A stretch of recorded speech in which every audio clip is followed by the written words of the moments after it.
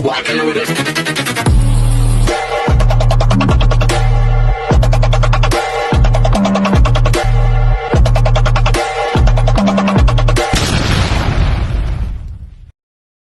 Hi everyone! Good evening! I'm back! It's your Mama Sam dito sa Sam Sam TV. Kamusta naman kayo mga amigo, amiga, kumare at kumpare? Sana lahat kayo ay okay at safe ngayong gabi. Syempre kung ako naman ang tatanungin nyo, eto kararating ko lang, hindi pa ako umaakit sa taas, nandito pa lang ako sa lobby.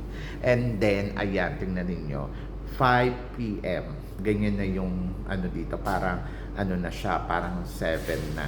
Actually, dati, 7, sobrang liwanag, pantas ng araw. Ngayon, tingnan ninyo. Pero ngayon, maaga nagliliwanag, no? Parang mga around, ano pa lang, 5 p.m. may araw na. Diba? So, yun. Ganun talaga. Kasi ano, mas marami daw yung gabi kesa sa araw. Pag ganyan, mga malapit na ang Christmas. So, yun. Kaya, ayaan na natin. So, nafe-feel ko naman na ang Christmas season. Ayun. Hay nako, sa Sunday, Miss Universe na. Oh my gosh. Hindi ako makapaniwala na Miss Universe na sa Sunday. Ang iniisip ko sa susunod na linggo pa. Abuso sa susunod na linggo. Actually, syempre, nandoon na excited na tayong lahat dahil syempre sa ipapakita ni Chelsea Manalo dito sa laban niya sa Miss Universe. And then, ayun na, magaganap na ang preliminary nila, ano ba, sa Friday, di ba? Friday ng umaga. Syempre, excited tayo dyan kung ano nga ba ang ipapakita ni Miss Philippines. Nako, ang reaction ko, kamusta naman? Paano ba ako makakapagbigay ng reaction? Anyway, so nandoon ako sa kabilang school. Hindi ko alam kung hindi ako papasok. Kaya nakakahiya naman kasi parang ka-open pa lang ng school tapos absent na agad. Ganoon. Nakakaloka. So yun. So hindi ko alam. Naloloka ako. So ang ano ay siguro makakapagbigay ako ng reaction by tapos may event pa kami. Diyos ko, grabe. Hindi ko kinaya. Nakakaloka siya. So, yan. Anyway, at the end of the day, so, syempre excited na tayo dito sa preliminary competition. So, sana, ayun na lang talaga, pumalo talaga ng todo-todo itong si Miss Philippines.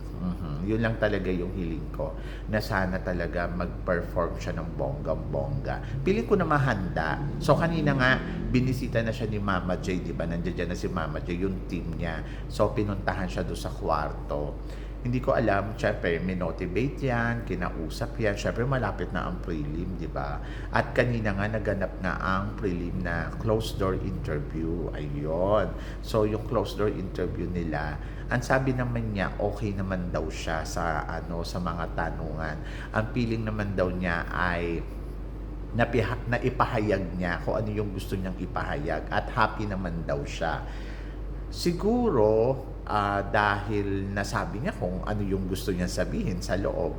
But ang tanong ko, na-impress ba niya ang mga hurado, di ba? So yon. So kamusta yung outfit niya kanina? Nagustuhan ba ninyo? Yung outfit niya kanina ay nakabarong siya na modern na para siyang tube pero barong, o di ba? Pero sana kasi nagbarong na lang talaga, yung barong na yung barong talaga. Ganon. Para mas bongga, di ba? Anyway, maganda naman para sa akin. Kaya lang parang siguro kung mas pasabog, mas bongga, di ba? So yun. Nakita niyo ba si Denmark? Si Denmark, grabe ha. Akala mo kokoronahan na siya. Charot. So yun. Ang daming eksena kanina pero okay lang naman yun. Anyway, so for sure na-impress niya yung mga judges sa loob ng closed door interview, yung mga nakaupo doon. And then sabi naman niya masaya naman siya, o di ba? And susunod dyan ay ayun na nga, yung prelim. So maglalakad na sila at mag-evening gown and good luck. So ako para sa akin, siguro maganda naman kasi si Chelsea.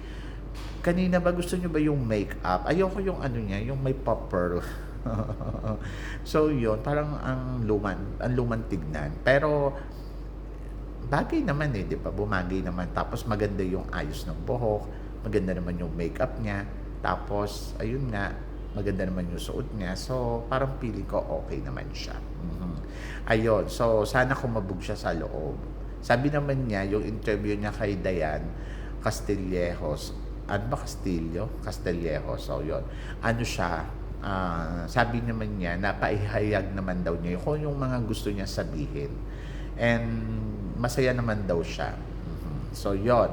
Tapos eto, kumpiyansa na talaga ang lola mo kasi sinasabi niya nga sa yung maliit daw na liwanag sa galaxy, yung maliit na bituin, ayun, sabi niya, bigla daw yan magsisikat daw ng bonggang-bongga. Ganun siya kakumpiyansa.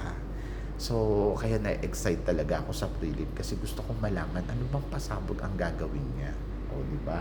Ano bang eksena? Ayun ako, parang gusto ko na lang tuloy magdahilan umabsent sa Friday. Charot.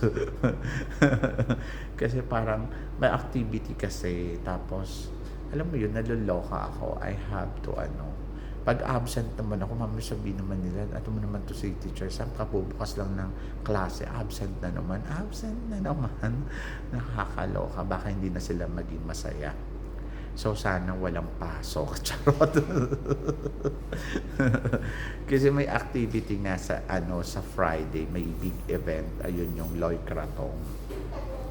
So, I wish na sana, sana doon sa school na papasukan ko ay busy sila. Charot. Yung walang pasok. Sana bukas mag-message sa akin yung agent ko na papapasukin na nila ako sa sa afternoon. Yung mga ganon. Gusto ko yon. O kaya, pwede nila sabihin, half day lang. Oh, di ba? Yung parang half day lang. Para pag uwi ko, makagawa ako ng film. Hindi ko alam. But parang feeling ko kasi, ang Loy Kratong kasi dito, hindi naman siya nag-half day. Parang full day siya. So, yon. Anyway, so excited ako kung ano yung ipapakita ni Chelsea Manalo sa kanyang rampa sa sa prelim, and then yung evening gown. Ayun. So, alam niyo sa totoo lang, medyo nawalan ako ng excitement dyan sa evening gown na yan. Kasi parang feeling ko, pinilit lang nila ilagay. Pero parang, hindi naman siya kasali dun sa Parang, etong closed door interview na to, dito na sila namili kung sino yung top 30. Tapos, titingnan na lang nila yung performance sa di ba? Anyway, I wish na sana talaga mag-dominant talaga yung performance ni ni Chelsea Manalo. At ayun, kinakabahan ako na na-excite, na halo-halong emosyon. Parang feeling ko papalapit na tayo sa exciting moment. And then, ayun nga si Chelsea Manalo, kalmadong-kalmado lang, di ba? So, kalmadong-kalmado lang siya. I think, mas pinipili niya kasi maging kalma. And then, hindi rin siya nagpapatinag doon sa mga magaganda. Kasi kanina sinabi nga, ang daming magaganda, ang daming mga, kumbaga, malalaking bituin. O, di ba? Pero, nandoon siya sa momento na magniningning siya sa preliminary. Ay, may ganon. Talagang may pagbabanta talaga si ate, no? So, ako naman, feeling ko, kumpiyansa siya. Kumpiyansa siya na maipanalo to. Pero alam ko naman na hindi naman ganun kadali. Kasi syempre, alam naman natin ang organization ng Miss Universe. Diyos ko, aminin naman natin na may lokohan naman yung nagaganap dyan. So, alam mo yun, at the end of the story, andyan dyan yung may favorite na sila. Tapos, syempre, yung mga magagandang mukha, talagang, syempre, yan, dominant yan, di ba? So, and then, ganun talaga eh. So, pipiliin pa rin nila dyan kung sino yung the best, kung sino yung nice, kung sino yung gusto nila. Pero nandoon ako na sana umabot talaga si Chelsea Manalo sa dulo ng competition na to. Yun lang yung akin. Yes, wala naman akong ina-expect na mag-uuwi tayo ng corona. Hindi ganun ang iniisip ko. Ang iniisip ko, dumating lang siya sa dulo ng competition, happy na ako. Kasi alam ko na may maibubuga pa siya pagdating sa dulo. So, ayoko lang naman pangunahan. Pero nandoon ako sa part na naniniwala ako na kaya to ni Chelsea. So, kanina sa closed door interview, for sure, nagawa niya yung lahat ng dapat niyang magawa. And I think, nagustuhan siya ng mga hurado. So yon, so kita naman sa kanya na happy naman siya. Ayoko lang yung makeup ng ano niya ngayon. Parang yung lipstick niya, so sana ibahin yung kulay. Mas nagmumukha siyang matured kapag naka-dark. Kahapon may nakita akong lipstick niya, ang dark-dark. Parang ang ano ng matured ng dating niya. Pero mas maganda talaga yung nakita natin na yung makeup challenge, ayun maganda. Yung may pagka-pink konti, di ba? Parang mas mukhang look younger siya and fresh. O, di ba? So, yun. So, kayo guys, ano kayo ang masasabi ninyo? Nagustuhan ba ninyo yung outfitan ni Chelsea kanina? And then, tingin ba ninyo, aari ba nga ba to talaga ng bonggang-bongga na? Are you excited na ba? Kasi ako, yes, sobrang excited na ako. But, laban lang. Di ba? So, yun. So, syempre, abangan pa natin kung ano pa yung mga mangyayari sa mga susunod na araw dito sa laban ni Chelsea Manalo. And then kayo guys, excited na rin ba kayo? I-comment naman ninyo dyan. So yon, so syempre maraming salamat sa inyong lahat sa suporta at pagmamahal na binibigay ninyo dito sa channel ko. At sa mga hindi pa nakaka-subscribe dyan, please don't forget to click like and subscribe my channel at i-click nyo na rin po ang notification bell para updated kayo syempre sa aking mga chika. Sabi nga ganun, always keep smiling and laban lang. So guys, hanggang dito na lang. Hanggang sa muli nating chikahan. See you tomorrow. Thank you guys.